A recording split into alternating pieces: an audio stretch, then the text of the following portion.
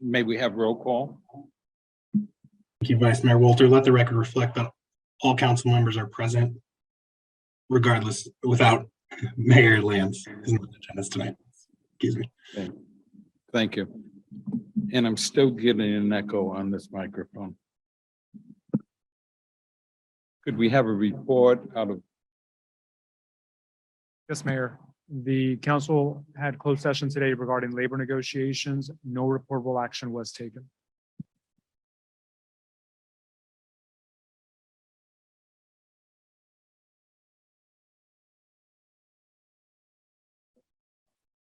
At this time?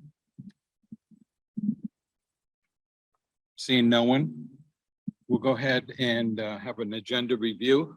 Any changes to the agenda? Vice Mayor, no changes to the agenda. Thank you. Next is public comment. Anyone wishing to address the city council on items that do not appear on the agenda may do so. Step up to the microphone, state your name for the records, and you'll have your 3 minutes. So please. Hello, my name is Marjorie Morgenstern, and I'm here to address the council. Could you hold on 1 second? Okay. We all shut our microphones off except for. Okay, now it's fine. Okay. Ma'am, I'm sorry. Why don't you, if we could start all over again on your public comment, please? Hello, my name is Marjorie Morgenstern, and I'm here to address the council about some recent incident with Police Chief Ferguson. He called me up on an anonymous line, and he let me know he wasn't happy about me coming in front of the council recently and letting them know that I had a problem with him getting back to me and with one of his dispatchers. And he said I shouldn't have done that. And it was all followed up by some retaliatory action. I was gardening in the ex-community garden, and he made sure to put an end to that. He sent me a bunch of accusatory emails saying that I was acting as an agent for the people that own the garden when I clearly wasn't. This incident report will prove that. His officers, 3 of them, asked me to put a sign on the front gate saying no trespassing, that's private property. He accused me of going ahead and just trying to be an agent for the owners. It's all like accusatory lies. I sent you guys all an email. I accidentally might have sent it 3 times in my enthusiasm. And because I didn't, I was trying to send it to his supervisor. But I think his behavior needs to be taken seriously, and he needs more than just a little slap on the hand. What he did was totally unprofessional, juvenile, and vengeful.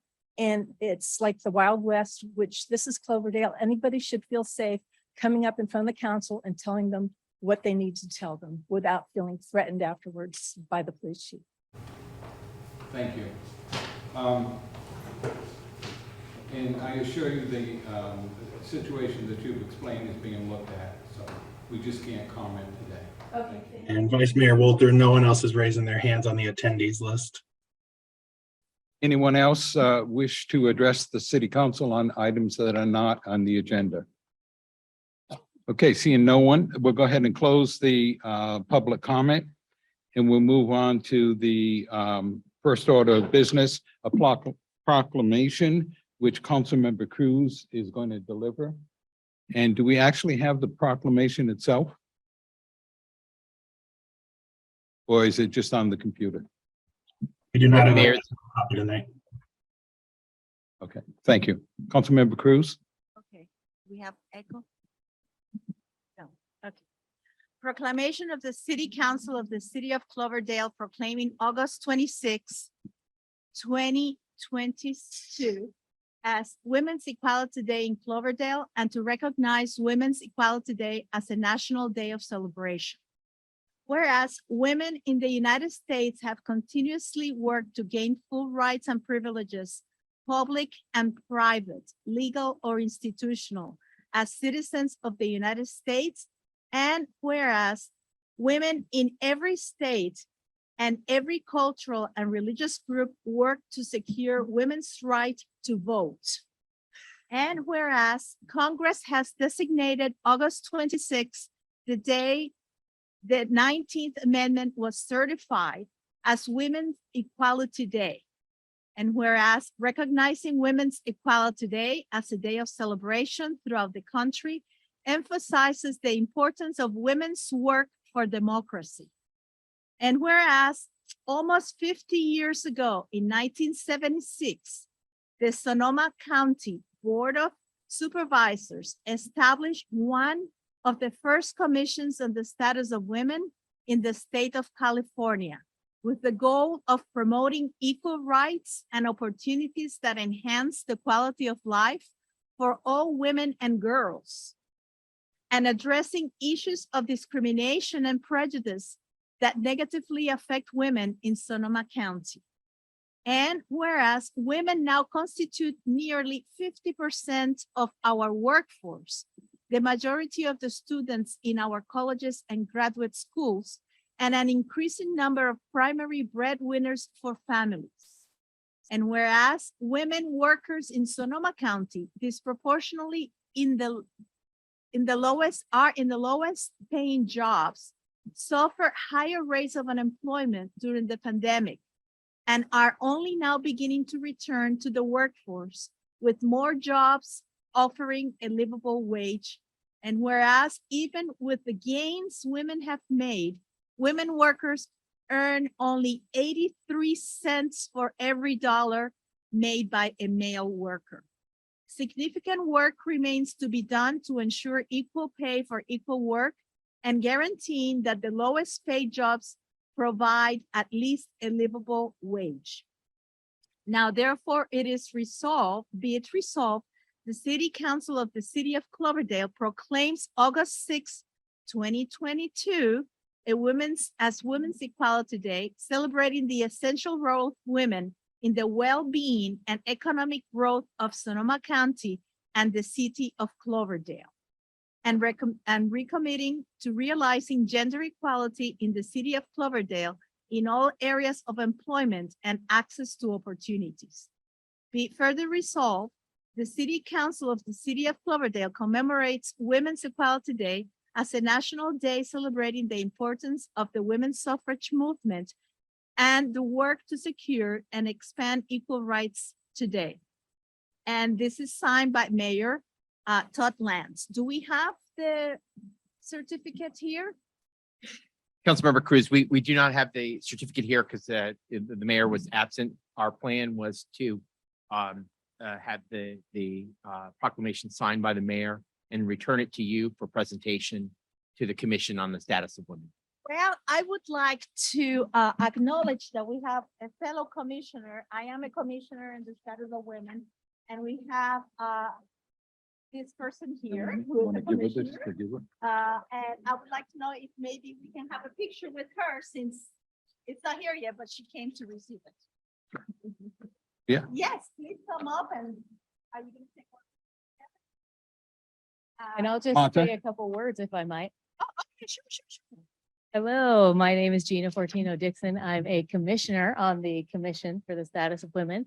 I'm also a planning commissioner in your neighbor, Windsor, town of Windsor. I'd just like to piggyback on what the proclamation said, and thank you all for entertaining this proclamation. The Commission on the Status of Women was established on December 23rd in 1975. With the charge to take affirmative action to eliminate the practice of discrimination and prejudice because of gender in the areas of housing, education, community service, and related fields.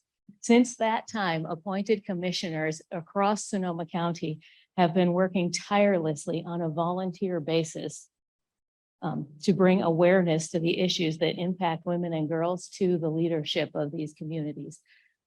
It's very important to shine a light on these successes of women, especially for our next generation of women like these lovely ladies who've attended your meeting. In 1980, the National Women's History Project was founded right here in Sonoma County, in Santa Rosa, recognizing that the dignity and accomplishment of women leads to higher self-esteem among girls and greater respect among boys and men. The results are remarkable, from increasing achievement levels of girls in schools to less violence against women, leading to more stable and cooperative communities. So it's so important that you all took the initiative this evening to publicly declare National Women's Equality Day, and I appreciate it so much. Thank you. May we take a picture? Absolutely.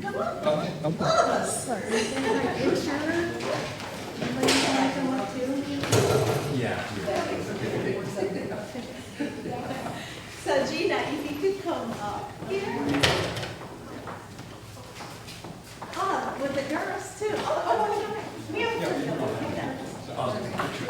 and we're gonna do a symbolic, oh, no, here. Okay, so let's get the girls here, and you too.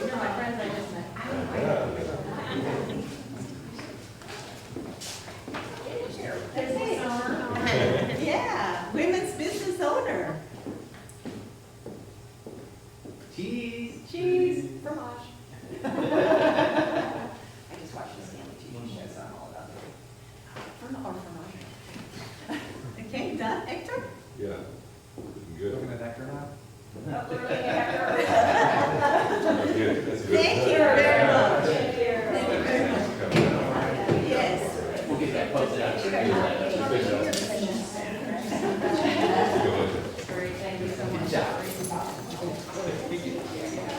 Hey, thank you both for doing that. Thank you. My name's Gina. Very nice to meet you. You're welcome. Nice to meet you too. What's your name? I didn't think that was. What's your name?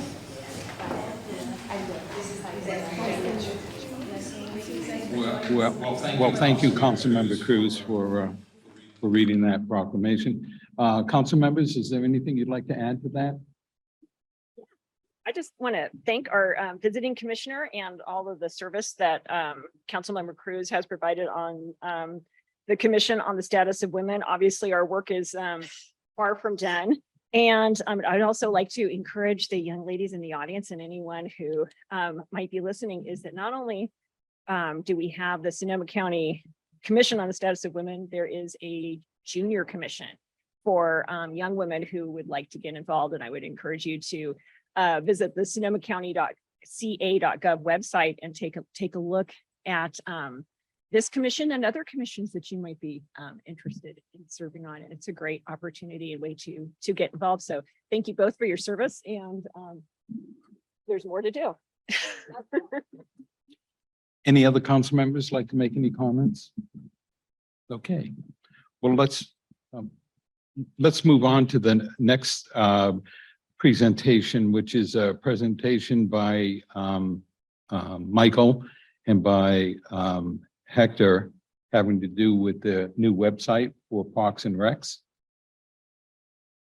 So Hector, you've got it, okay? Mayor, members of council, just to introduce this item, staff, including our city clerk, Mike Maloney, and our park superintendent, Hector Galvan, are going to give you a update on recent updates and upgrades to our website to include relevant park information. So with that, I'll turn it over to our city clerk, Mike Maloney, and Hector to take it away. Thanks, David. Thank you very much. So yeah, as you can see in front of us is a presentation, and these are some of our Cloverdale little citizens in one of our parks. And with that, I'm excited to present our new Parks and Recreation website. It's something that we've been working on for quite some time, Hector and I, as well as other members of staff. So we're going to dive through this, and I'm going to go ahead and give this slide to Hector to explain why Parks and Recreation are essential public services. Thanks, Mike. So I'm just going to read just some really nice words here from the National Recreation and Parks Association. Parks and Recreation have three values that make them essential services to communities: economic value, health and environmental benefits, social importance. Just as water, sewer, and public safety are considered essential public services, parks are vitally important to establishing and maintaining the quality of life in a community, ensuring that the health of families and youth, and contributing to the economic and environmental well-being of a community and region.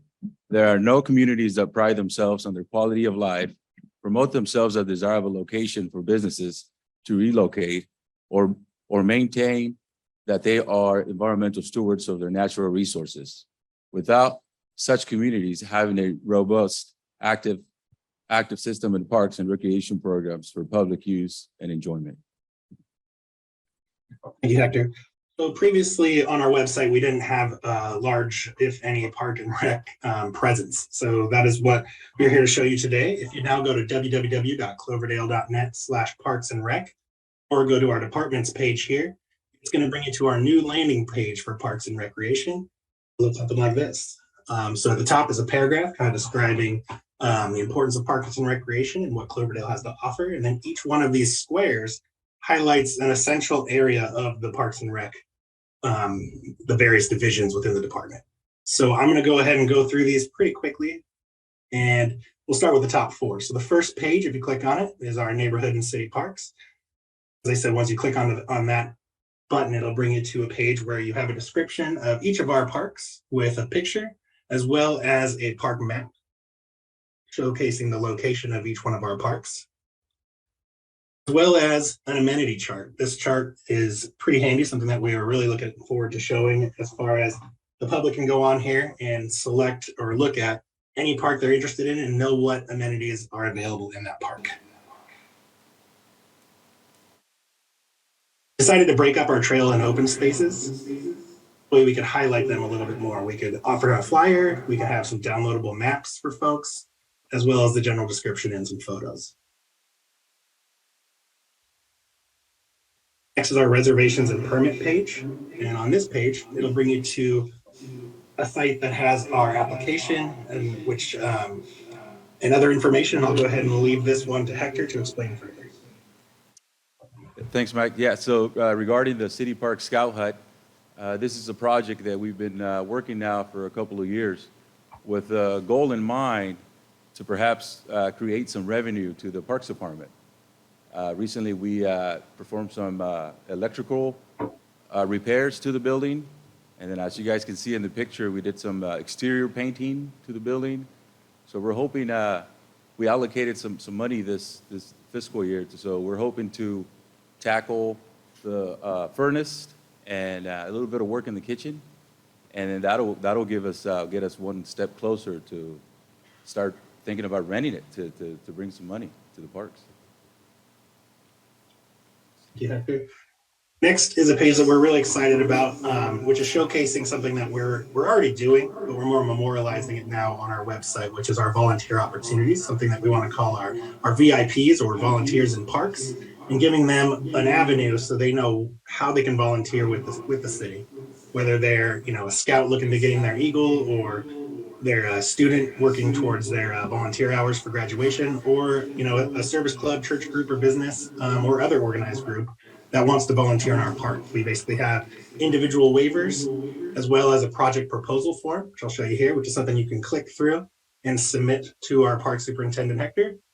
And we also highlight our Adopt a Park program, our Park a Month program, which is something that will be new for us, which is basically where once a month we are going to have a location set up where people can come on down and help volunteer, whether they're picking up trash or, raking, or doing some of the things that a group of volunteers may want to do if they're not as interested in a specific project or adopting a park full time, something where they can still get active in their community and get out in the parks and help out.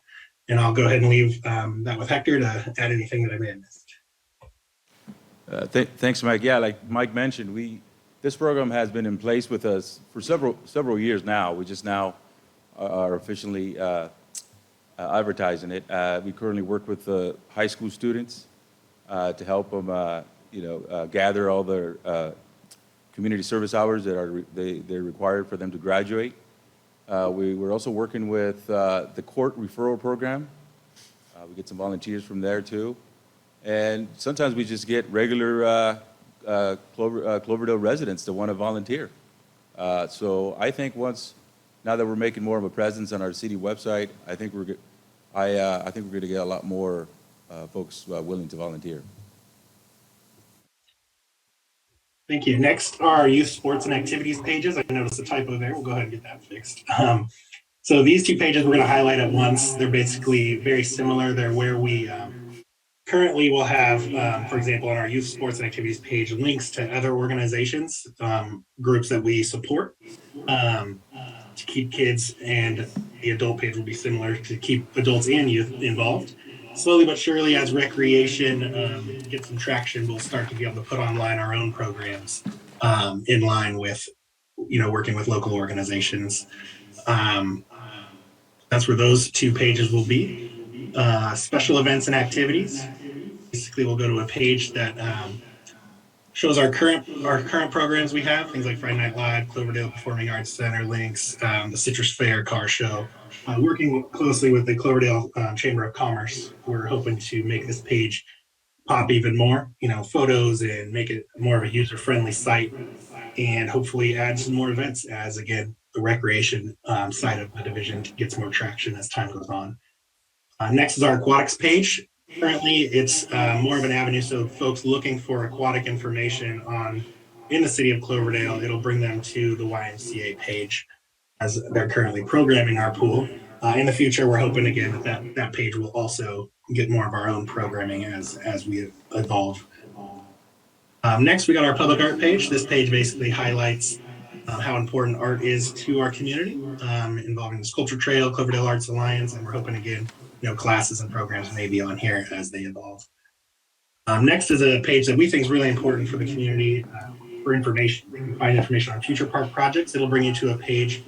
This is just a section of the page, but it shows you our future projects, which is, anything from, restroom facilities that are getting built, pickleball courts that are getting built, but potentially, future dog parks or open spaces, things like that. Anything coming down the pipe so people can kind of see where it's at in the process and have a good idea of what's happening in our parks. Is there anything you'd like to add to that one, Hector? Just a couple other things. Thanks, Mike. Another project that we got underway is a reconstruction project of the basketball courts at the 2nd Street City Park. So we're hoping that once that project is completed, we can then add some recreation activities to a brand new basketball court, as well as a pickleball court. So good things are coming to the parks.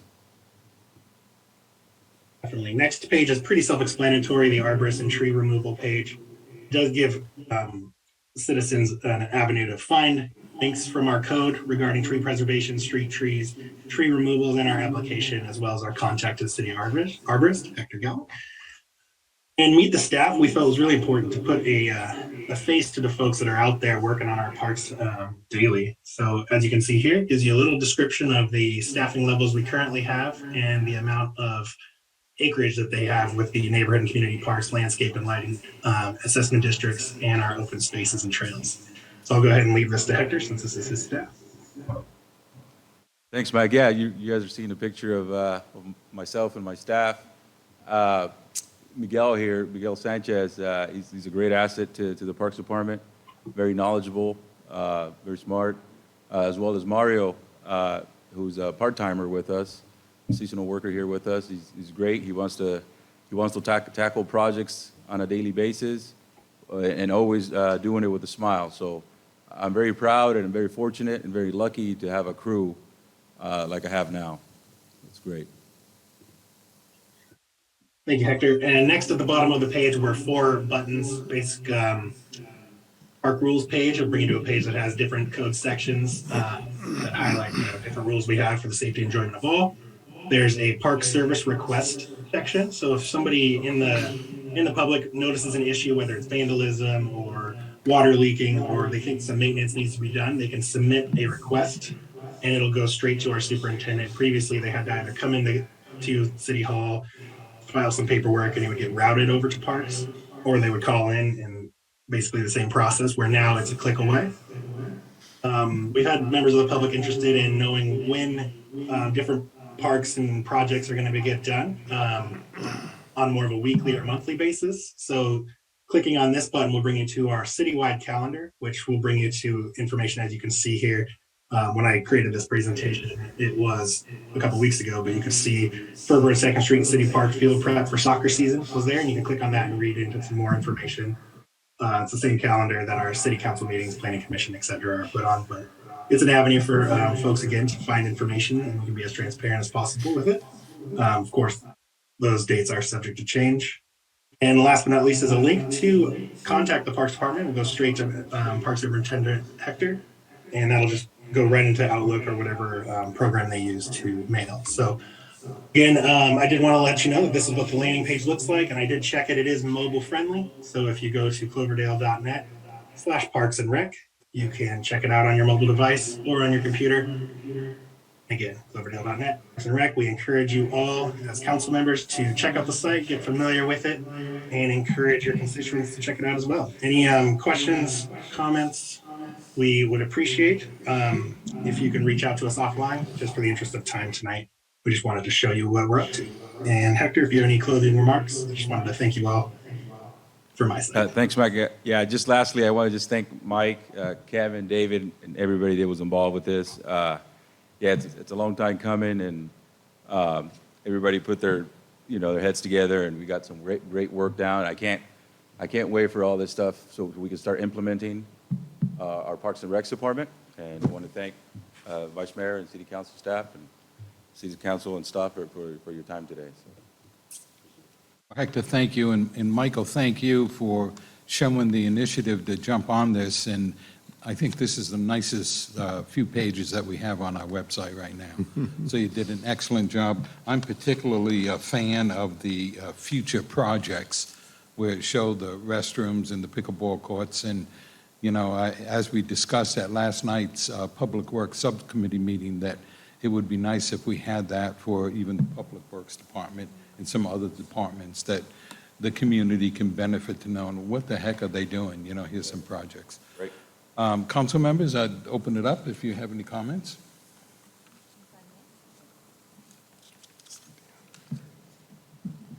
I want to thank Hector and all his initiatives, especially because he's very responsive to attend any seminars that may become useful as they continue to plan for this department, and also for keeping his eyes and ears open for future collaboration, for example, with land paths and other initiatives that Corazon-Hillsburg may have.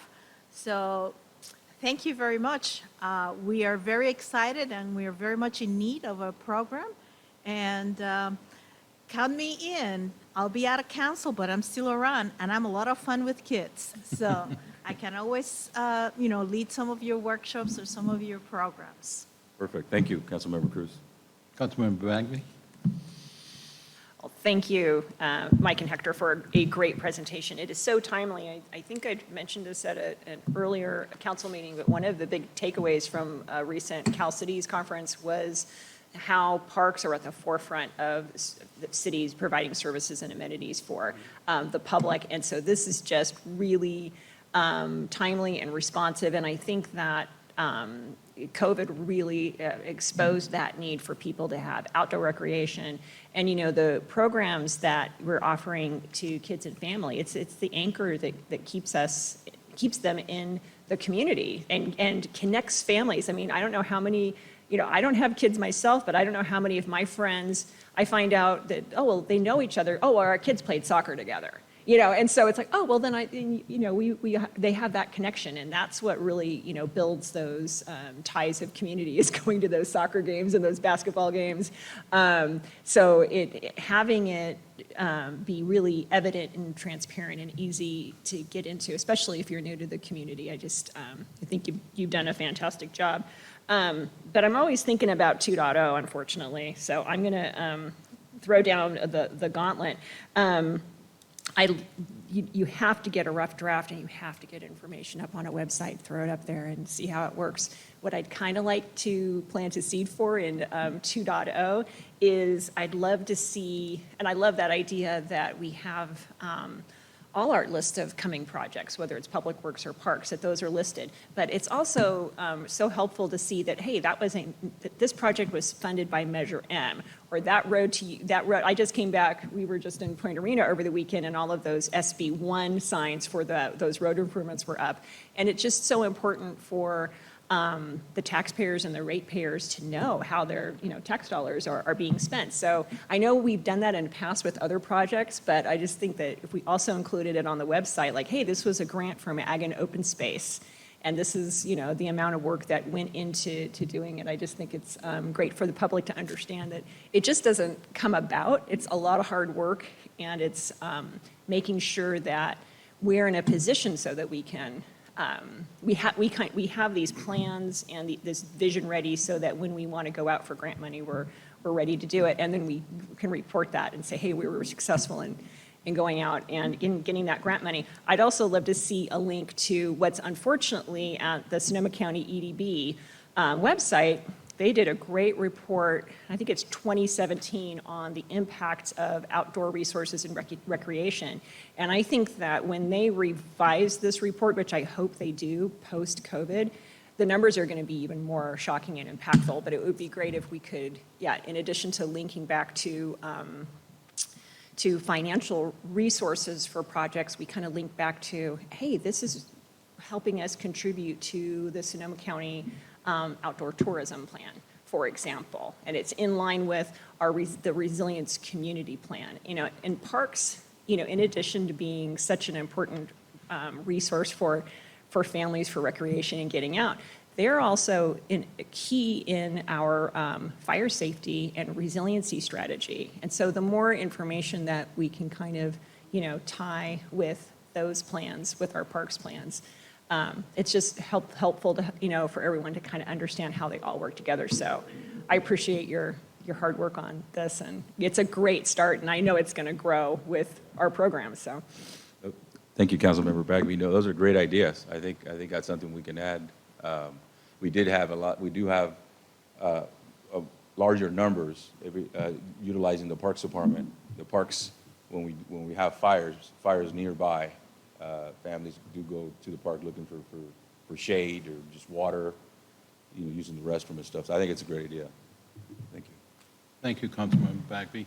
Councilmember Paul. Thank you, Mr. Vice Mayor. First of all, I want to thank Michael and yourself, Hector, and your entire team for the fantastic job you did, not only on this presentation and the website, but just what you guys do within the community. My God, the parks always look great. And you look at the limited staff, we have 2 full-time and 1 part-time, hopefully soon to become 3 full-time. But you have an awful lot of work out there, and you guys really work hard, and I want you to know I hear a lot of positive things from members in the community, and I personally want to, along with my council colleagues, thank you and your team. You guys do a fantastic job. Just a couple things I just wanted to share here that we talked about at the Public Works Subcommittee. One is on the reservations and the applications, which is good. I would like to see a reservation on that column so people can go online and see that it's reserved on the last week of August for X Club for a breakfast. So people know that day they can't bring their children down for a big birthday party and expect to use the barbecue because it's reserved. So just something that ties a nexus to the application and the reservation once it's made. And similar with the Plaza Park, making that all work. The other thing is future projects to include. I really think it'd be nice to capture when there's going to be street closures, work going on, undergrounding activities, so people know Cloverdale Boulevard at X is going to be closed these 3 days, or limited movement and controlled. So having that on the website where people can just go look, see what's going on, know where they may want to avoid that area. So. But it's really, really good. I think the next step is to promote this so people know it's there. And I know working with the chamber and our own website, getting it on our website, maybe in Cloverdale Connect, getting the word out would be really helpful. So thank you. Excellent job. Appreciate it. Thank you, Councilmember Paula. Yeah, Mike and I actually already started today on an email exchange on some of the items we discussed yesterday at the Public Works Sub. So it's in the works. Great. Thank you. Thank you, Councilmember Paula. Michael, are there any members of the audience that wish to comment? And no one is raising their hand at this time, Vice Mayor. Thank you. And there's no one here, so why don't we go ahead and move on to the consent calendar. Let me just All items under the consent calendar will be considered together by one action of the city council unless a council member or member of the public requests that an item be removed and considered separately. Does anyone wish to pull any items off the consent calendar? I do, Mr. Vice Mayor. Sure. Which one? D1 and D3. Minutes and police officer hiring. Okay. Anyone else? Michael, anyone else in the public? No one is raising their hand at this time. Okay. Would somebody like to make the motion to approve the consent Mr. Vice calendar? Mayor, I'd be happy to move the balance of the consent calendar. So that'll be items D2 and items D4. And I'll second it, Mr. Mayor. Okay, could we have a roll call, Michael? Councilmember Bagby,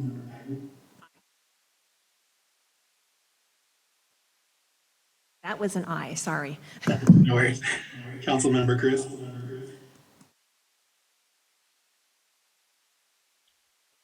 Aye. Councilmember Paula, Aye. Vice Mayor Walter, Aye. Thank you, Michael. Okay, the first item that we're going to pull is item number D1, the minutes. Marta? Yes, I abstained from voting on that because I was not present on the August 5th meeting, and I would approve the second one. Okay. Would you like to make a motion to approve? Well, why don't we get a motion for approving minutes of August the 5th first? So moved. Okay. I'll second it. Okay. Anybody descending on that item? See, do we need to do a roll call vote on that? Yes, you do. Okay, sorry. Michael, could we have a roll call? And that's for the minutes of August the 22nd, Fifth. the 5th, I'm sorry. yes, and just for the record, I'll list all of you if you can just let me know if you're abstaining or not. Councilmember Bagby, Aye. Councilmember Cruz, Abstain? Councilmember Paula, Aye. Vice Mayor Walter, Aye. Could we have a motion to approve the August 22nd meeting minutes? So moved. I second. Roll call? That was seconded by Councilmember Cruz. apologies. If we can get the, for the record, the first as well. That was Councilmember Bagby. Bagby, second Cruz. Councilmember Bagby, Aye. Councilmember Cruz, Aye. Councilmember Paula, Aye. Vice Mayor Walter, Aye.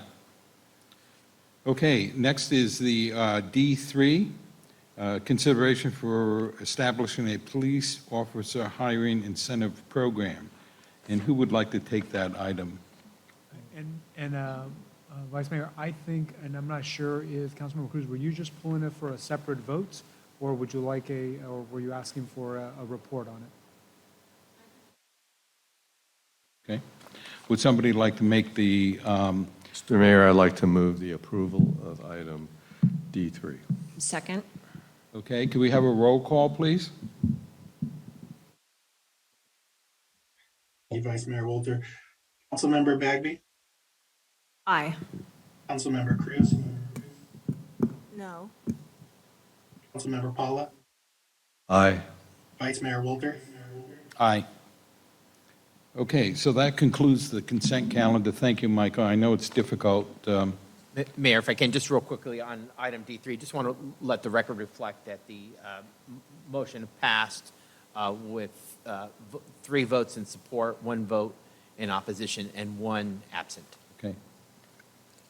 And Michael, on all of those, you'll make note that the mayor is not at the meeting. that's correct. Thank you. Next item is communications. Anything? Mayor, we did receive a communication via email prior to the meeting from Ms. Angela Cordova. She raised 2 questions, one of which was whether the council could, meeting dates could be changed to not conflict with the school district, and we received a second meeting, or a second request in regards to upgrading our play structures at our city parks. And I just wanted to point out that that communication was received and it was requested to be directed to today's agenda. If it's okay with the council, I'm happy to respond to Ms. Cordova. Well, thank you. I'd like to see you, with the permission of the council, put the playground equipment on the Public Works Subcommittee. And as far as changing the meeting dates, did you give a reason why? Because our city council meetings conflict with the school board meetings. Okay. And my recommendation would be to take that up during your annual date setting process when council meeting assignments are determined and meeting dates are set. That sounds good, but officially, why don't we put it on the Police and Admin Subcommittee, just so that we can make it official that we talked about it and we're going to move it forward. Everybody comfortable with that? Okay. Well, I just want to show that we're responding to her written request. All right, public hearing. There are none. New business. The first item is number G1, which is a presentation by Solid Waste pertaining to rates. And let me see. David, I believe that's you. Thank you, Mayor, members of council. So the item tonight is a resolution to consider an adjustment in the maximum allowable rates for solid waste compost and recycling services under our current franchise agreement between the city and Recology. You may recall you received a written request from Recology for a special rate review, which entailed looking at their rates and consideration of adjusting those rates to reflect their current cost of service. So in terms of tonight, what I would like to do is invite the team from R3 who are going to present the findings of both the special rate review as well as their performance review. Would also like to invite Mr. Fred Stemler up to the dais. Fred is the general manager for Recology Sonoma Marin. He's going to just give you an overview of the services that Recology provides to the city, and then we're going to follow that up with a detailed presentation with the findings of the special rate review and performance review and an outline of some options for your consideration relative to the findings on the special rate review and adjustments of the rates as aforementioned. So with that, I'd like to go ahead and turn it over to Fred. If you want to come up to the dais and share with council, introduce yourself, of course, and then walk us through your presentation. Good evening. My name is Fred Stemler. I'm the general manager at Recology Sonoma Marin. Before we get started in the presentation, we go through something that we presented before, but we figured there may be new viewers and listeners tonight that may want to recap on our service history. So if we get, excuse me, if we could advance to slide 2.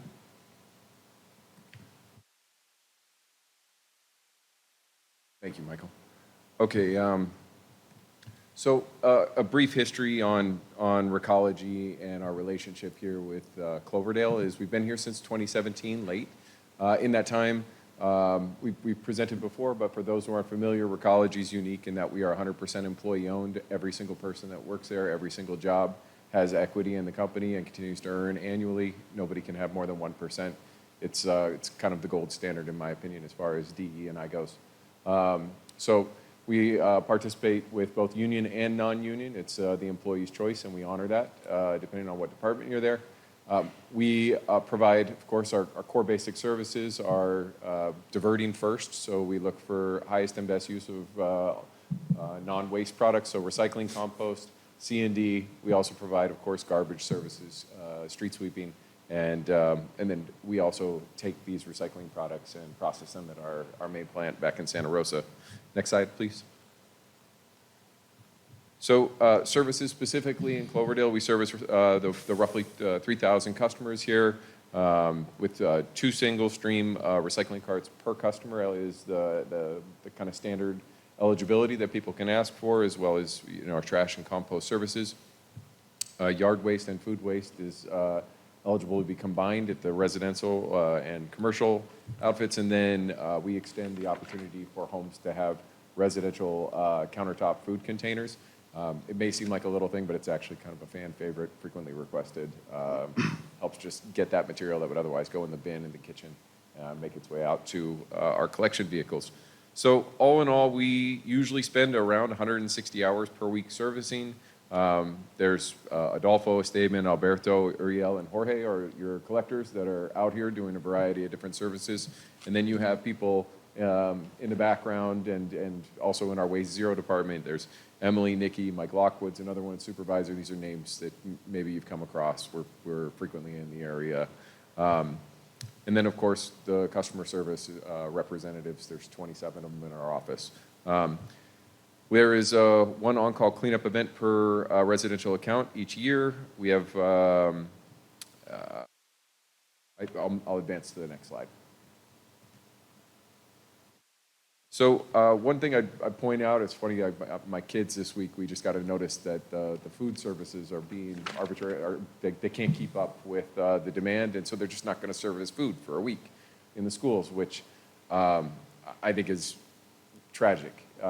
We are an essential service provider, and one thing that we are very proud of is that we've made fires, PSPS, floods, our team shows up.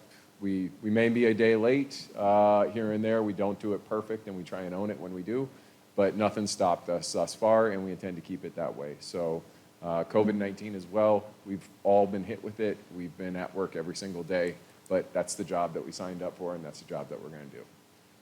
Next slide. So partnership with our communities is a big part of this. So services that are performed, you can see it's enumerated through there. Some of my favorites that we do is actually the special event donations. So citrus fairs, of course, huge part of the community here. The Friday night concert series. We're partnering with all of these events and more to make sure that we're diverting as much as we can out of these, and that everything isn't just going into a bin and going into the landfill space. Another one we were just talking about before this meeting is the river cleanup. Russian River cleanup's a big one for us. We partner with all the communities up and along the river on that one. We enjoy the river, we live here, we participate in it. Of course, it's a huge part of this community. We want to see it clean like you do, and so we partner with those events. Next slide, please. Okay, so some of the incremental changes that we've been through since 17 here is, you may have seen it, I hope you've seen it, is the new trucks on the streets that are out there. Some of the inherited fleet that we had were pretty run down and beaten up. There's a lot of benefits that come along with fleet replacement. It's a lot cleaner, a lot more efficient. It's kind of like graffiti on a street in my mind. If it looks bad, people are more likely to walk past the trash that's there. Cleaner trucks, cleaner presentation. We usually see the benefit with that, also the carts. Operational sites and equipment. One thing that I heard about, the prior city manager, the first meeting that we had, was telling me about how we're dropping oil on all the streets, we're having leaks, we're having regulatory issues. I'm really proud of that turnaround, so that's been a great change for us. And then, of course, as we do a lot of measurements on safety. If you don't measure it, it's hard to improve it. So that's been an ongoing continuous improvement focus for us, and we've seen it in our statistics. So safety is a priority. It's one of the top 3, top 5 most dangerous professions in collections. A lot of power, a lot in hydraulics and in the vehicles moving along the streets. So we're constantly trying to improve that record, and we've done well thus far. Next slide, please. Here's just a picture of some of the people you might meet out and about in the community. We table events to help people. There's nothing like being present when somebody's kind of holding that styrofoam and staring at the recycling container. You know, we usually like to intercept them and say, hey, we wish it was too, but it's not. Put it in the trash can. Okay, we'll go to the next slide. All right, and then again, a little bit more on zero waste. We have an entire team dedicated to this. We feel like that's a critical part. These youngsters that came over here tonight, we're in their classroom teaching them. We feel that's a really critical piece to get them educated so they can educate mom, who can educate her mom, dad, everybody in the family. It takes a community to do it right. So that's how we attack it. The results, again, in measurements here, we've increased from 39% diversion up to 45 between 18 and 2021. And then we partner with a ton of organizations. If you have anything to do with diversion, sustainability, you probably worked with us and some of our teammates in the Waste Zero department. So I'll keep it short there and go to the next slide, please. All right, so what we have by measurements here are 65 commercial compost programs in place in Cloverdale right now. That's pretty good. We want to bring that up still. Of course, the schools, Jefferson, Washington, and Cloverdale High. And then this is a big one at the end here, 22% compliance when we got it, 89% today as far as the state required AB 1826 compost mandate. So this is just because we're going through this detailed rate review today, and there's a lot that we're asking of you and of our customer base here. We just want to show you that we're working hard to earn your trust, and we want to be here and continue to be your partner with it. So that's why we wanted to put this information in front of you. Of course, every question you've got, I'm happy to answer throughout tonight. I think, do I have another slide in there, or is that, should we go forward one more? Yeah, all right.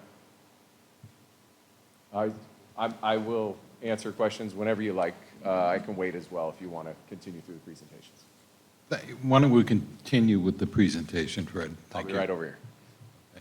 So Mayor, members of council, at this time, I'd like to introduce the team at R3 who has been conducting the performance review and the rate review. Obviously, there's quite a bit of information in the agenda report. It's 8 pages long, so there's a lot of detail there. But Alex Soulard from R3 is going to walk us through the findings of that special rate review, and is going to present 3 options for your proposed consideration to address the rate review request that was presented by Recology. So with that, I'll go ahead and turn it over to Mr. Soulard with R3, and Alex, if you want to introduce Jim Howison, please do so. Thank you, David, and thank you, Vice Mayor and council members. I'm Alex Soulard with R3 Consulting Group. I'm joined today by my colleague, Jim Howison. R3 Consulting Group is the City of Cloverdale's consultant for solid waste rate and contracting matters. We work exclusively with private agencies and not for garbage haulers. Next slide, please.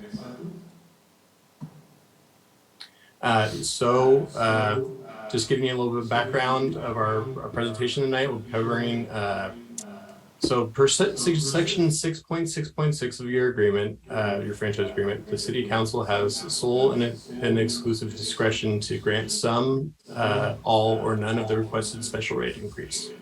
Given that context, the council has several options regarding Recology special rate review requests, including but not limited to granting none of the requested special rate increase, or granting some or all of the requested special rate increase, and phasing in or all of the requested special rate increase over time. Next slide, please. So Cloverdale originally contracted with Redwood Empire Disposal in 2011. The agreement was assigned to Recology Snow and Run in 2017. The agreement currently expires on June 30th, 2025. The city does need to arrange for ongoing solid waste services effective July 1st, 2025 and beyond. Options for securing future service include extensions with Recology and or a competitive RFP process where you go out and look for other haulers potentially. The results of either process should be concluded and decided no later than July 1st, 2024, in order to allow for the possibility of a 1-year transition to a new service provider if that is the result. R3 Consulting Group has conducted a special rate review and a performance review of Recology's operation. I will now let Jim Howison present on the special rate review and proposed options. Please go forward, Jim. Yeah, I had to get off of unmute. I had to unmute. Thank you. My name is Jim Howison. I am the consultant that did the review of the financial and the rate review application that Recology submitted. So at this point, I'm just going to give you a little bit of rundown of what that review was and what it entailed. First, excuse me. First, it was a review of all the audited financial statements. We reviewed the forecasted expenses and revenues. We also reviewed the cost justification. Basically, is everything in line? We also stepped back into the prior rate increase. There was a purchase of approximately, I believe, 3 trucks. We did trace those costs through the current rate application. Everything came out fine. What we also did was identify adjustments that would help reduce the increase. And we also worked with Recology and city staff to develop options for reducing the rate for 2022. If we can go to the next slide. Actually, 2 forward, probably, I think. Okay, right there. Thank you. So since Recology has assumed services for Cloverdale, they have actually operated loss.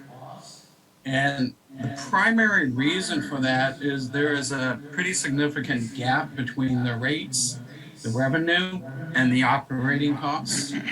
But also included in this application are some increases for normal operating costs and also costs for implementing SB 1383.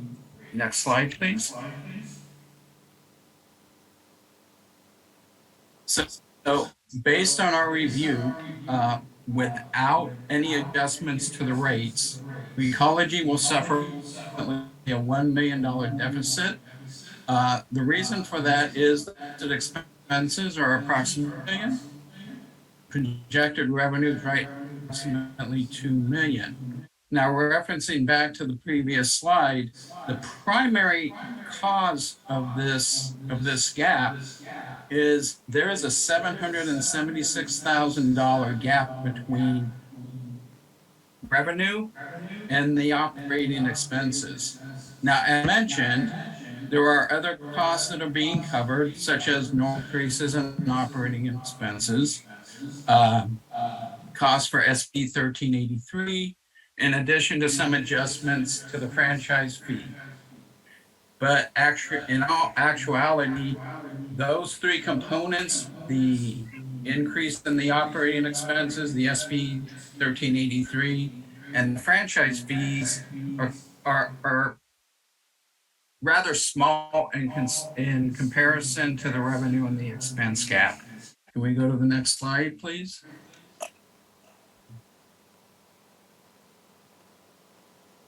So here is basically a bar graph that is illustrating those costs and how they compare to each other. If you go to the far right side of the graph, that 776,000, as mentioned, is a gap between the revenue and the expenses, and this is for the past 3 years. If you look at the 4 other bar graphs, the 62,000, the 15,000, the 67,000, and the 168,000, combined, they don't even half of the $706,000. So what we're really looking, it's a revenue story. Can we go to the next slide, please? As mentioned, part of our review is we are looking for ways to save the Cloverdale customer base on the rates, because actually we all know it's a significant rate. Some of the steps that is to set the franchise fee at $235,000 for the fiscal year 22-23. After that, the franchise fee would escalate at CPI. The second savings adjustment would be discontinuing the prepayment discount. This is where if a pays their garbage bill for the whole year, they only have to pay 11 months and they get the 12 months free effectively. The other area we looked at was residential and commercial rates. When we did a rate study and a comparison on the commercial rates, we noticed that Cloverdale commercial rates on average are below comparative cities and So we, that there was some room in order to move up the commercial rate to kind of offset a little bit on the residential. Next slide, please. So there are 4 rate adjustment options that are being proposed to the council. Option 1 is the 4-year phase-in. It's the lowest increase for the 22-23 rates. Proposal, Recology is requesting a 15-year extension to the agreement. Option 2 is a 3-year phase-in. In this case, Recology is requesting a 10-year extension to the agreement. And option 3 is what I find as a one and done. You pass it once, it goes into 22, nothing of that nature. The city still retains the option to extend the agreement. The one major to recognize is Recology on option 3 is willing to reduce its operating profit from 12% to 10% if the council chooses this. And then for options 1 and 2, which are the phase-in, Recology is willing to adjust its rates to December 1st, meaning put them into place on December 1st rather than September 1st. And this will allow them to do a more effective communication to the community about the rate increases. Next slide, please. So in this slide, we are doing a market comparison on the residential rates for the 32 gallon, the 6 gallon, and the 96 gallon. In the middle of the chart, you'll see a green band. Those are Cloverdale's current rates for residential card sizes, again, 32, 64, and 96. Cloverdale option 1, which is the 4-year, is $34 for the 32 gallon. Option 2, which is a 3-year phase-in, is a $35. And 3, which is the one and done, no phase, $39.32. And at this point, I'd like to just give you a couple, whatever time you need to review this chart. On to the next slide. Jim, you're breaking up on us a little bit.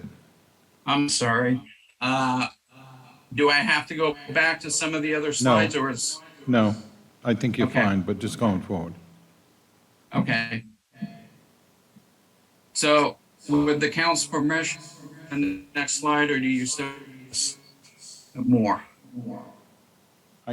We have it, so I think you can move on. Okay, thank you. So based on the 3 proposals that are being submitted, if you choose option 1, this is the incremental increase, 32 gallon for customers. So remember, option 1 is a 4-year phase-in. It's $5.37. Option 2, which is the 3-year phase-in, it's $6.73. Option 3, which is the one and done, is a $10.69 increase. And the far bar graph that you see at $16.03, that was where the initial submittal came in from. Kind of see how actually R3, city staff, and Recology work together to push, right? So next slide, please.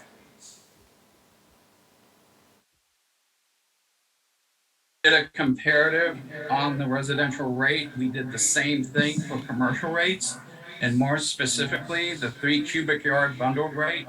And by bundled, we are defining the collection of garbage, organics, and recycling. So this is all 3 parts of the stream.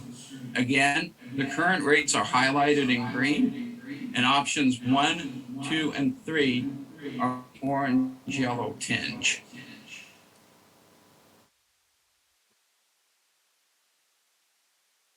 And again, I'd like to ask the council permission to go to the next slide unless you wish to review this a little bit longer. Yep, we can move on. Thank you, Jim. Thank you. All right, and I can go ahead and take over from here. Thank you very much, Jim. Appreciate that. So R3 has completed a performance review of Recology's operations in compliance with the terms and conditions of the franchise agreement. The performance review involved conducting on-site reviews of records, staff interviews, analyzing policies, procedures, and internal controls, and conducting field verification audits.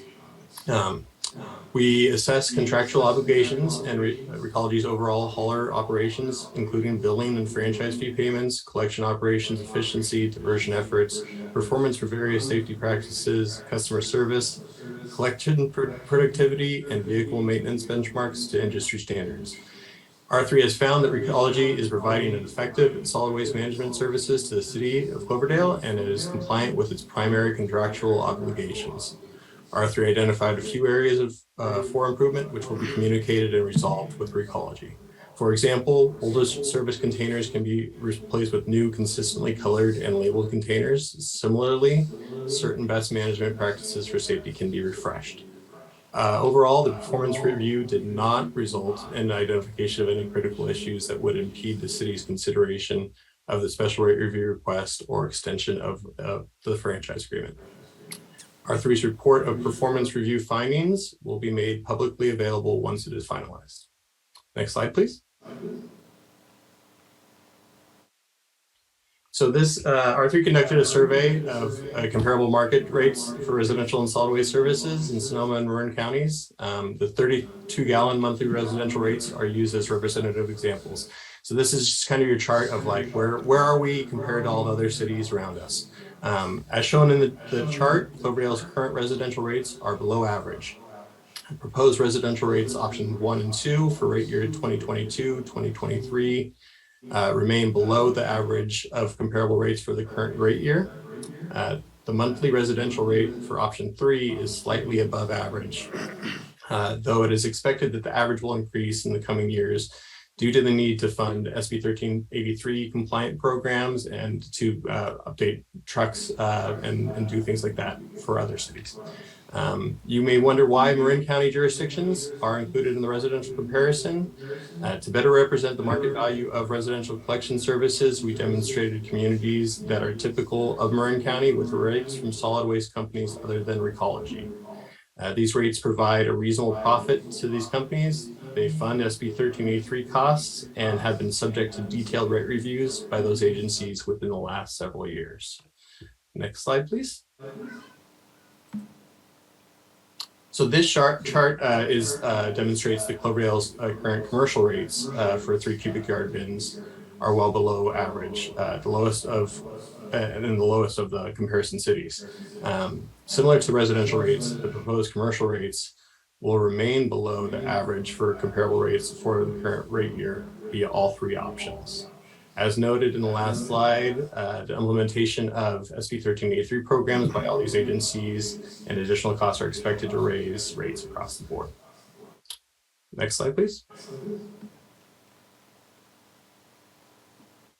So it's important to note that both residential and commercial ratepayers may benefit from right-sizing their service and reducing the size of their garbage can, as we saw in Fred's example of those containers reducing in size. But by improving waste reduction practices and reusing, recycling, and composting more, community members may still reduce the cost of their service, even with increased rates. So with the 3 residential options described, moving from a 32-gallon garbage bin to a 20-gallon garbage bin will save a resident $9 to $10 a month. Next slide, please. So staff and R3 sought council feedback at their July 27th meeting just last month, and council expressed preference for a phased-in rate adjustment and a willingness to consider an extension to the agreement. 3 options that have been laid out here are demonstrated here. Option 1 with a 15-year extension and a 4-year phase-in of rates. Option 2 with a 10-year extension and a 3-year phase-in of rates. And option 3, which is the single-year one and done, as Jim described, adjustment that has the largest immediate impact on rates. So if your council should seek to provide alternative direction, you will need to ensure that you have solid waste services starting July 1st, 2025, and will need to conclude that effort by July 1st, 2024. Which will allow for 1 year transition period between haulers. The city will need to initiate that effort by July 1st, 2023 and start the whole process if that is the way that you choose to go. Next slide, please. So following the council's direction at this meeting, your council will need to direct your city manager to negotiate an amendment to the franchise agreement that will be brought back to your council. That amendment will detail any decisions made in regard to extending the agreement, the revision of the franchise fee, and the removal of the prepayment discount. This is all anticipated to be completed prior to December 1st, 2022. And with that ends our presentation. But thank you, council members, and please let Jim and I know if you have any questions, and also, Fred and David as well. So, thank you. Thank you, Fred, Alex, and Jim. Staff, before I open it up to the city council members, anything to add to the report? Mayor, members of council, staff really doesn't have anything to add. I think the presentation by the R3 team was pretty comprehensive. There's been quite a bit of work to develop the options and review them, and also identify ways to reduce costs to our ratepayers. I think one of the key decisions was to conduct a performance review along with the special rate review, because we want to ensure that Recology is performing as required pursuant to the terms and conditions of the franchise agreement. And I think it was reflected in the analysis that they are performing in accordance with the requirements, noting that there are some updates that can be made and addressed. So really at this point, it's just a opportunity for council to ask any questions and consider the options. I think we heard at your meeting on July 27th that you kind of wanted to see the difference between a 15-year extension and a 10-year extension. So in my mind, council might want to focus in on options 1 and 2. But with that said, there's other options presented, and certainly we can discuss and consider those as part of your discussion following this presentation this evening. Thank you. Councilmember Bagby, would you like to go first? Thank you. Oh, thank you, Mr. Vice Mayor, and thank you for the thorough presentation. I mean, we clearly don't have the staff or bandwidth to dive into trash and compost like you guys do, and I'll try to keep the jokes to a minimum. But we really do appreciate the vital service that you provide for this city and for so many municipalities in the region. And so, Alex, I'm going to try to ask the question a little bit differently than I think I did last time. And that is, you are our local experts on this industry. I mean, is there realistically another provider, anywhere on the horizon that would develop in the next 15 years that would be, a viable option? I mean, I just, with my little bit of experience, I just really don't see one emerging. But, I guess what I'm looking for is that if we do look at the 15-year, what are the drawbacks that you see? And Council, if I can, just before Alex weighs in, I just want to note that the current franchise agreement is up on December 1st of 2025. So when you're thinking about that 10-year or 15-year extension, it's from that date. Sure.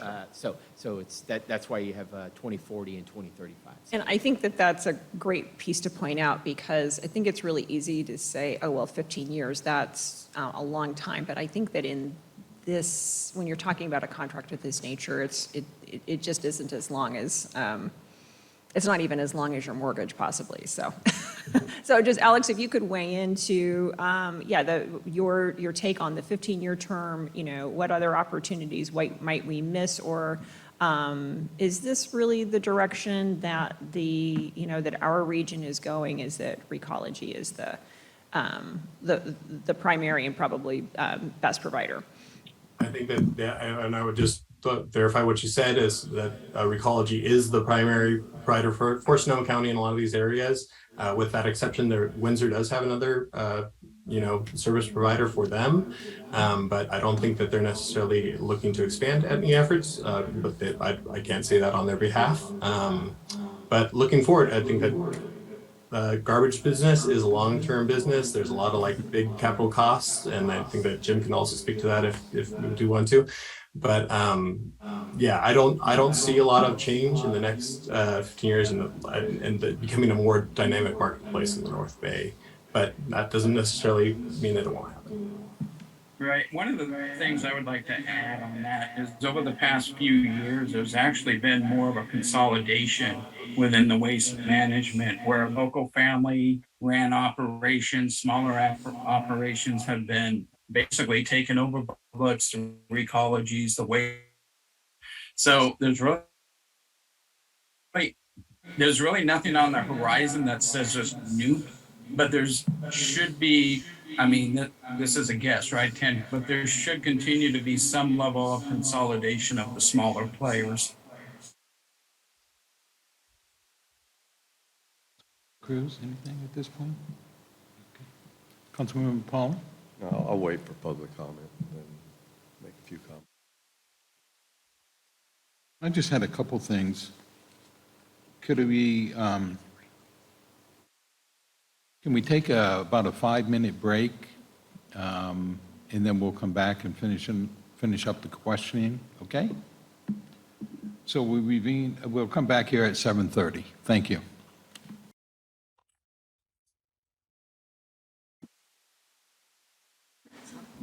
Okay, let's reconvene here so that we can move on. So I just had a couple questions, and, we shouldn't, I don't think we have to belabor this point much. But on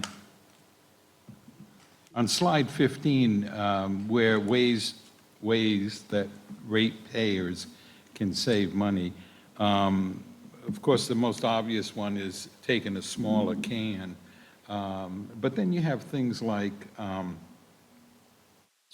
by recycling and composting more. How do you measure that? If everybody all of a sudden decides that they're going to recycle and they get the proper information on what's recyclable, how do you measure whether we've achieved that goal or not? Well, Mayor, sorry. Mayor, I was going to recommend that we invite Mr. Stemler up because I know a lot of that's on the operational side in terms of the weight tickets that are developed for both the recycling trucks and the solid waste and compost trucks. So maybe Fred, you can touch on that a little bit. Yeah, certainly. I think there's, you need to get a taller podium. There's several ways to actually implement this. So on a residential basis, for instance, I've had many conversations with individuals where it's just a matter of improving their education about what can and can't go into the containers. They then move it from a garbage container into a compost container or into a recycling container, allowing them to reduce the size of their subscribed trash, saving them money there. On the rate-making component on an annual basis, we measure components for disposal, collection, compost, and franchises, 4 factors for this franchise. So as you're increasing the amount of products that are diverted, there's potential savings on the overall rate-making process because disposal is extraordinarily expensive in this county. So when you move those products into alternatives beyond waste, you're saving money there as well in the rate-making structure. Okay, so you're saying that you could measure one year to the next. Oh yeah, we absolutely measure everything down to the hours of collection on the service there. So the less time, the more efficient we can move through. There's a benefit there. The lower the disposal, so all the routes that are running, we measure every route by the ton, trace it back, and all of our rate making process is open book, top to bottom. You have gone through now with this spatial review. You've looked at our books inside and out here. So yeah. The other one that wasn't on that slide, and we were just talking about at the break here, is there is a 20% discount eligible for any household that qualifies for a care discount with PG&E. If that's good for PG&E, it's good enough for us. all you got to do is just show that you're enrolled and you automatically get a 20% discount as a resident. That's good to know. Thank you. Yes. Yes, this question is not new in terms of how do you measure. I understand it. However, I think it's important that all constituents and that all of us here understand how you measure the accumulated trash collected By ton. by ton. Yeah, And so then- we're going to take all weights. Right, and then one of the questions that we've had in the past in one of the subcommittees was, how do you know how much the different schools are, complying with? And so that would be the same answer, right? Yes, and then, so the other way to do that, so you're going to measure your diversion by weight, but then you're going to capture contamination through auditing, and these are components of some of the new programs that are coming through with 1383. So part of that program requires audits of all routes on an annual basis. It may not be every can every day, that's not logistically possible, but it's spot audits. And then internally, the way that we've driven up our diversion standards, one of the many ways we've done this by improving our diversion, is by going and looking at and speaking to the collectors and saying, what are you seeing out there? And when you watch them dump at the landfill to see, is there recoverable materials that are inside that load, trace back to the load, go to the day, see what stops they went through, and then send back an auditor to come back and talk to the customers and say, hey, there's an opportunity here to move things out of the waste stream and into a diverted, or vice versa, if it's contaminating a recycle load or a compost load. And would you be able to share with us how often is this done? Yeah, so again, part of 1383 is going to be a reporting obligation that you do actually track that. So it'll be very, very reportable. We also track our audits just pre-1383. So yes, long answer, say yes. Thank you. Why don't we go ahead and open it up to the public? Michael, are there any viewers out there in the public that would like to have their hand raised? It looks like we do have one member of the public, but they are not raising their hand at this time. Okay, thank you. Just let me know if they do, all right? Thank you. Will do. Council members, we have a decision to make. Any more comments or questions? So, Mr. Vice Mayor, if I may, I just want to say, first of all, I think Recology does a great job. I mean, they've been, over the years, very amenable to things when the city's made requests for special services. They've just been a big community member, and I want to say thank you for that. I really appreciate it. I would like to see replacement of all our cans within the city on a program. They're pretty worn in some places. Wheels are starting to fail, and I think it's time that we really take a look at that. The other thing is I'd like to suggest maybe if the drivers, I've seen some just going around town where there's lids missing, and what that does, it allows the crows to get in and pull the bags, and I saw two different places just 2 weeks ago where they were on the ground and ripping the bags, and the lid was gone. And I'm not sure, I would like to think the resident would call and request a can, but oftentimes they may not. But if a driver sees it, if they may note, maybe a new can could be brought in to replace those. But with that said, Mr. Mayor, Vice Mayor, I support the long term. I would like to see us look at the 15-year phase in with the 15-year extension, though I could go with the 10 if that's the will of the, but I would like to see the long term. I think Recology does a commendable job, and I don't see a whole lot of reason to leave them. So that's my thoughts. Thank you. Thank you.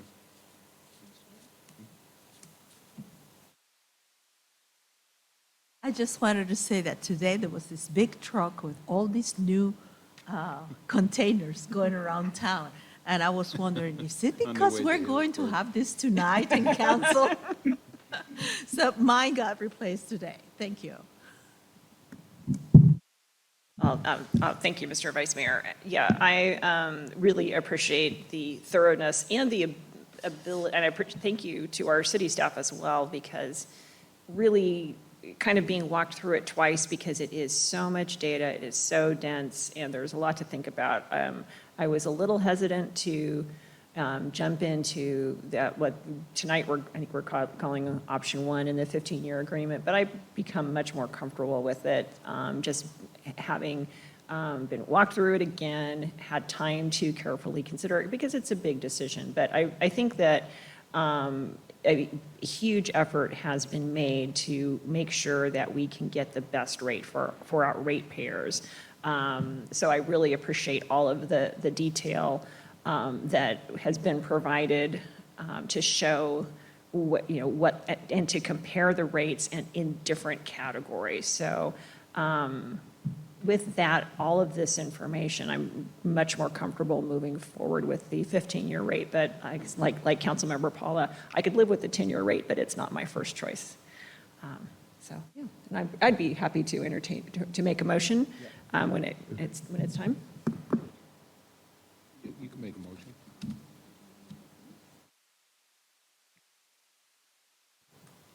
Well, let's see. I'm going to look to It's a resolution, city manager. actually. There's is it the, do you need us to read the resolution? And I'm looking for it as an attachment. If and you'd I'm- like, I'd be happy. Is it to- attachment one? The resolution? I have It is, and I think we just want to note that the resolution included in the agenda packet, And specify option one. That was my question. right, provided for the three options, which was Exhibit A1, A2, or A3. And if council can note, if they support option one, that it would include Exhibit A1. Okay, so again, I'll go ahead and offer the resolution of the City of Cloverdale. City Council of the City of Cloverdale approving maximum allowable solid waste composting and recycling rates and specifying as stated in Exhibit A1. I'll second that. Michael, may we have a roll call, please? Councilmember Bagby, Aye. Councilmember Cruz, Aye. Councilmember Paula, Aye. Vice Mayor Walter. Aye. And Fred, Alex, and Jim, thank you for coming. And I'm just going to ditto what my other council members said. I think you provide excellent service. Every time I call up there, it's pleasant to talk to the individuals that answer the phone. So thank you. Yes, one more thing. I thank Recology for featuring me on one of your, Trash cans? well, I'm the trash lady because I'm also in Zero Waste Sonoma board. But for featuring me on reusing very many containers. So I welcome you to entertain visiting any of us and taking pictures of what we do to save the environment. Thank you. One more time, Councilmember Cruz, where was your picture? In the Recology newsletter. Oh, okay. Must have missed that. Even my dog, my poor dog. Again, gentlemen, thank you. Thank you. And Mayor, just for the record, the resolution did have different options as the city manager stated. We'll go ahead and work with our city clerk to make sure to delete the other options that weren't chosen in the yellow highlighted portions of the resolution. Thank you. And I guess I'll be signing that on behalf of the mayor, so I'll take a double check at it. Thank you. Okay, the next item is G1, and I think Mr. Thompson is going to talk to us about the Sonoma County Grand Jury. Is it your item? Yes, thank you, Mayor, council members. This is the city's response to the 2021-22 Sonoma County Civil Grand Jury report. There was 2 sections in the report, both regarding affordable housing. The first section was really kind of a general state of affordable housing and why it's not being produced at the rate that we need. And then the second part was really about the compliance monitoring. So I'll just really quickly go through our response, not section by section, but the report generally spoke to why each cities are not making their housing goals, talked about barriers to housing, including fees, processing time, things like that. Talked about different models for housing, like the tax credit financing, the land trust, and other models. Briefly touched on some of the new state legislation that we've been updating the council on over the last few months, SB 9 and 10 especially. It did have 24 findings and recommendations. We did respond to each one of those. We are obligated to respond to these, and I've been in a couple meetings with, it's generally planning people who are responding in other cities across the county. So each one of these are going to councils across the county with a due date of September 14th. Some of the findings were fairly obvious in my opinion. I didn't find anything too startling. Things that I think most of the council already knows, things like the cost of land and labor is expensive and it's affecting the development of housing. The fact that different cities have different standards for housing and different fees. I'm not sure how to rectify that. I mean, our fees are based on our infrastructure, what our needs are in the future, and that's kind of how we base them, and each city would be different. Did mention a little bit about NIMBYism, and that's still being sort of an issue with affordable housing. Also mentioning VRBOs and Airbnbs as a way to sort of reduce the number of housing units available. Again, not a lot of startling information there. I think we did a fairly good job in responding. We tried to take a tone of, we agreed with a lot of it, we understand it, and in some cases we tried to add, things that we had done, that was contrary to what they were finding. And that was kind of the first section, and that was, again, just related to affordable housing in general. The second part was really the compliance. So really the compliance piece is when there's an affordable housing project built, typically multifamily, they agree to house a certain number of people in certain income categories in that project, and the compliance would be just to ensure that the folks living in those units meet the income qualifications. And so we really only have one project at this time, which is the Cloverdale Family Apartments. Cherry Creek will be another one. It's not fully opened yet. One thing I would like to point out is these are typically tax credit finance projects, and I did speak to a few people today just to kind of confirm what I already thought, was that the tax credit financing really scrutinizes these projects on an annual basis in a way that we probably couldn't. Some of the other recommendations, so that they're required to submit those reports to the tax credit financing for the entire 55 years of affordability. One positive thing I did think that came out of the report was they're urging the county's Community Development Commission to sort of take a lead role in completing the compliance monitoring for the cities. I did express to the Community Development Commission that we would be interested, even though we only really have 2 now, but the ones that are under construction now, within the next year or 2, we're going to have about 5 of them. So there will be more work in that regard. So, I mean, that's kind of the end of my report. We do have a resolution for your consideration. If you choose to adopt the resolution, we'll submit our response to the grand jury, and we'll be done with this one for this year. Thank you, sir. Council members, any questions? No questions. Councilmember Cruz? My question comes about when it says here that the city will be recommending areas for affordable housing. My question is, who or what entity makes these recommendations? Well, part of that will happen through our housing element. We've been talking about that over the last year. We are required to identify sites for multifamily. Doesn't necessarily mean that would be affordable, but that's typically where that type of housing product would go. So that's one avenue that we could use to satisfy this finding, is through our housing element update, which we're currently reviewing the draft, and we'll bring it forward to the council probably in the next few months. So that would be you and our city manager? Yeah, David's involved, and Rafael did a lot of work on this response too. Just want to give him credit helping us out on that one. But we've had a few presentations from our consultant who's working on the housing elements.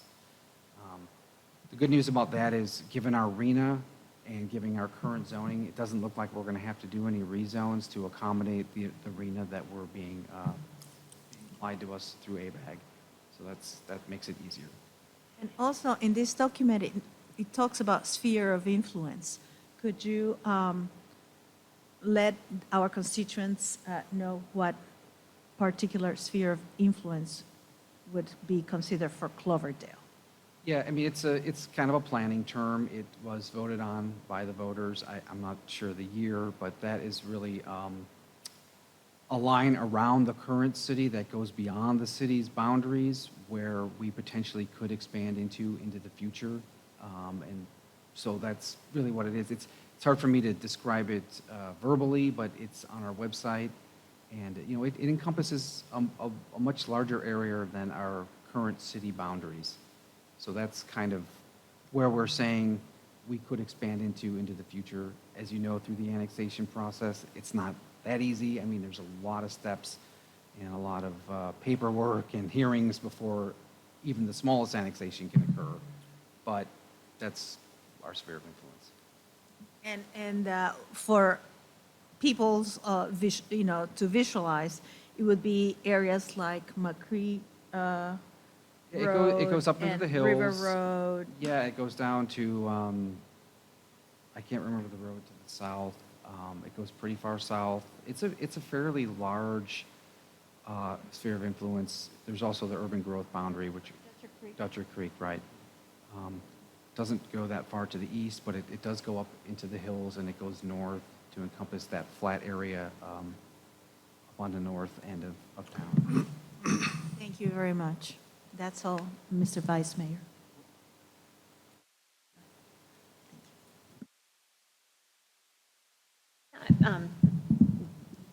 Thanks for all your hard work on this, Kevin.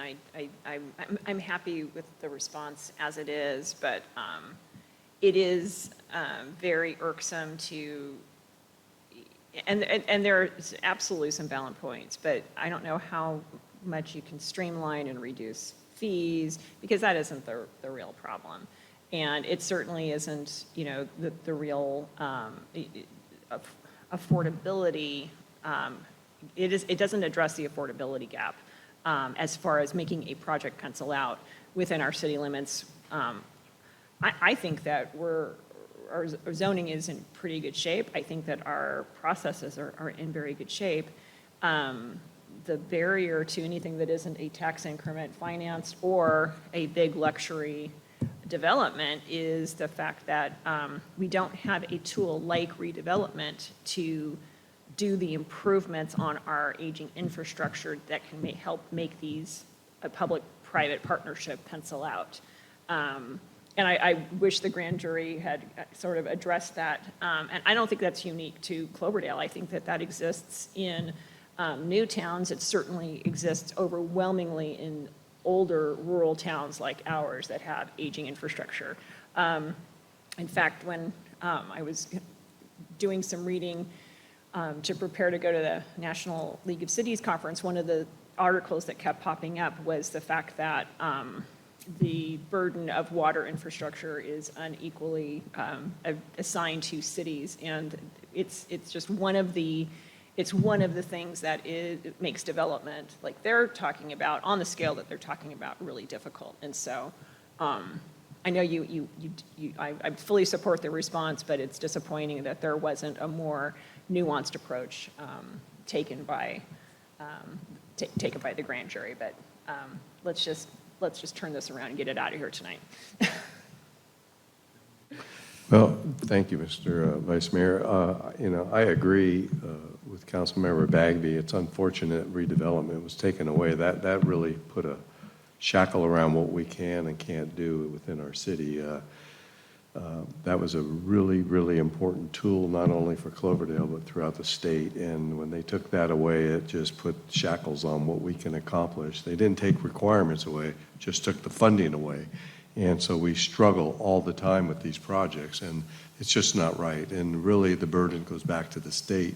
They need to, with the billions of dollars in surplus, they need to re-implement the redevelopment so we can implement the housing requirements that they're placing on the cities.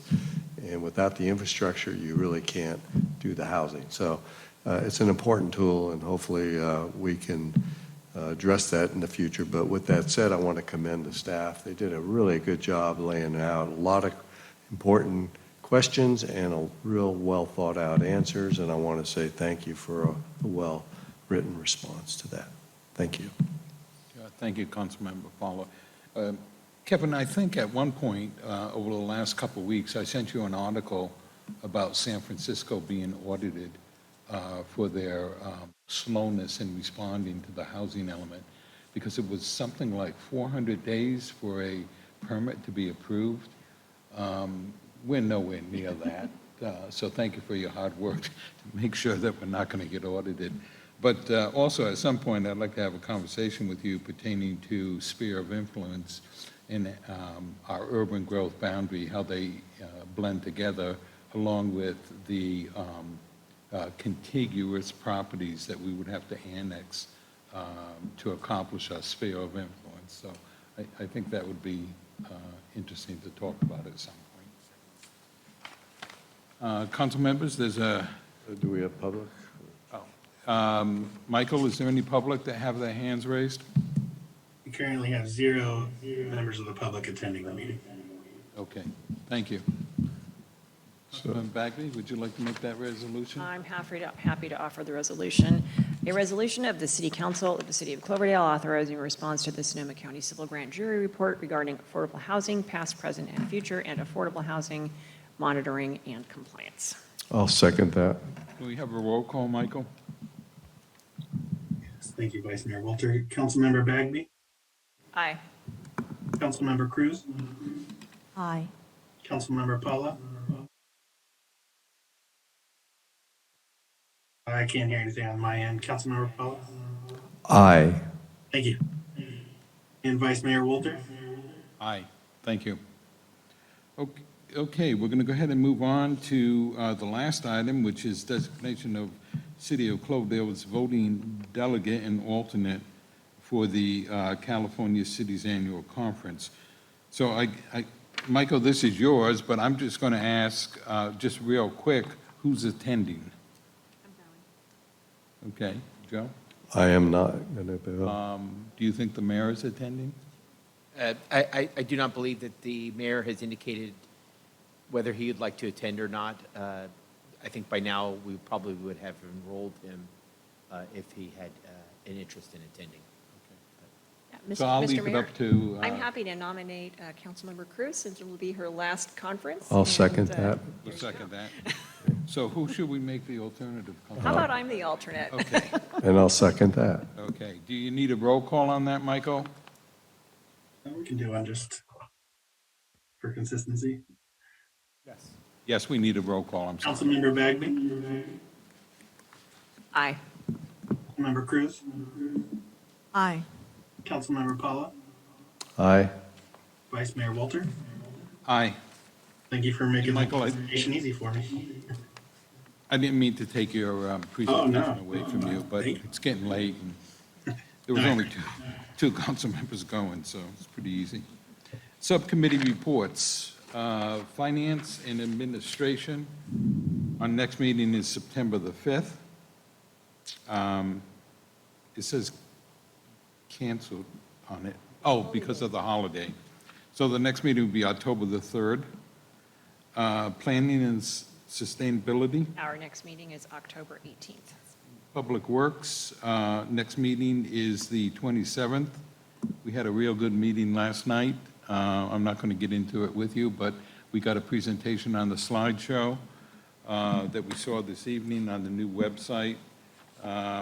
We also talked about a whole lot of things, so it was a good meeting. How about the joint city and fire district? Like the next meeting is October the 10th. Cloverdale City and the school district, September the 19th. That's correct. And the homeless community advisory group is September the 13th. Verbal council reports, anything else? I submitted my report in writing. Okay. Informational reports? None? Legislative support, reports, letters, anything? And Okay. City manager, city attorney report, no report, Vice Mayor. okay. Current impact on water supply, Just a brief update. We continue to evaluate the impact of the Federal Energy Regulatory Commission's decision to grant PG&E a variance. There continues to be weekly meetings with the State Water Board who are assessing the water supply. As of today, the city is not subject to the formal curtailment, but we're still reporting and submitting data, our diversion reports monthly to State Board in accordance with the curtailment report, or the curtailment order, excuse me. But right now, it's kind of, we're really just continuing to track the progress of the State Board and their evaluation of our water supply. how about the COVID-19 emergency, anything there? No updates, Mayor, Vice Mayor. Council directions for future agenda items? I have something, if I Please. may. I would like to know if there would be further drought considerations, conservation measures in the city, given that the drought is not getting any better. For example, I would like to know if there will be any consideration for lawns in residential areas. So that's a future agenda, and I don't know if that would go to subcommittee and then discuss within us here. And then a second request is to see if we can, I don't know if it would be a request for discussion or if perhaps it could be something that could be amended, that is issues that are discussed in the subcommittees, if we could mention those issues in our reports here. Yes, we have access to read the summaries and so on, but people don't necessarily go and read the minutes. So it would be nice to know we discuss a stoplight, or we discuss more water conservation or whatever in each committee that we serve. Thank you. I don't know if it's something that needs to be discussed or something that could be amended within our reporting on council. Thank you. Anyone else have anything for the good of the cause? Anybody? Well, with that being said, we're going to go ahead and adjourn the meeting to September the 14th at 6 p.m. I want to thank staff. Michael, thank you. Chief, thank you. Kevin, David, thank you. Meeting adjourned.